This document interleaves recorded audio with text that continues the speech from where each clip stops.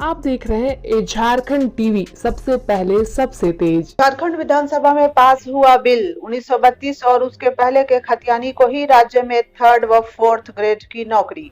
झारखंड में खतियान आधारित स्थानीय नीति को अब नियोजन से जोड़ दिया गया है। झारखंड में 1932 या उसके पूर्व की खतियानी पहचान वाले झारखंडियों को ही राज्य में तृतीय और चतुर्थ वर्ग की नौकरी मिल पाएगी। शुक्रवार को विधानसभा के विशेष सत्र में सरकार ने झारखंड के स्थानीय व्यक्तियों की परिभाषा तय करने वाला बिल परिणामी सामाजिक, सांस्कृतिक और अन्य लाभों को ऐसे स्थानीय व्यक्तियों तक विस्तारित करने के लिए अधिनियम 2022 पारित किया। सरकार ने सदन की कार्यवाही के दौरान यह प्रावधान जोड़ा कि जो स्थानीय होंगे वे ही 3rd और 4th ग्रेड की नौकरी के लिए पात्र होंगे।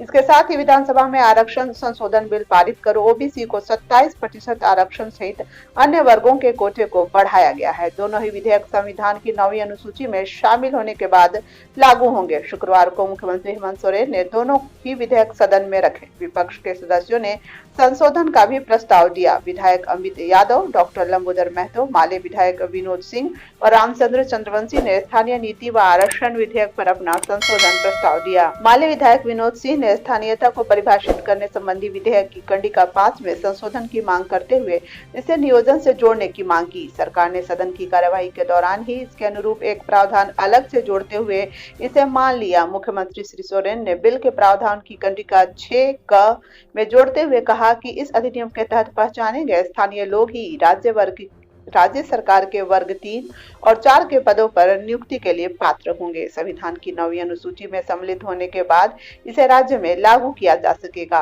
विनोद सिंह के संशोधन प्रस्ताव के अनुरूप सरकार ने स्थानीयता को सरकारी नियोजन से जोड़ा। क्या है स्थानीयता संबंधी विधेयक में, आइए बताएं। इसका विस्तार पूरे झारखंड में होगा। झारखंड में रहने वाले या उनके पूर्वजों का नाम 1932 या उसके पहले के सर्वेक्षण खतियान में दर्ज है तो वे स्थानीय माने जाएंगे। जो व्यक्ति या उनके पूर्वज 1932 या उसके पूर्व से झारखंड में रह रहे हैं लेकिन खतियान अनुपलब्ध रहने या पठनीय नहीं होने के कारण या जमीन के कागजात नहीं दिखा पा रहे हो तो वैसे लोगों की पहचान ग्राम सभा करेगी।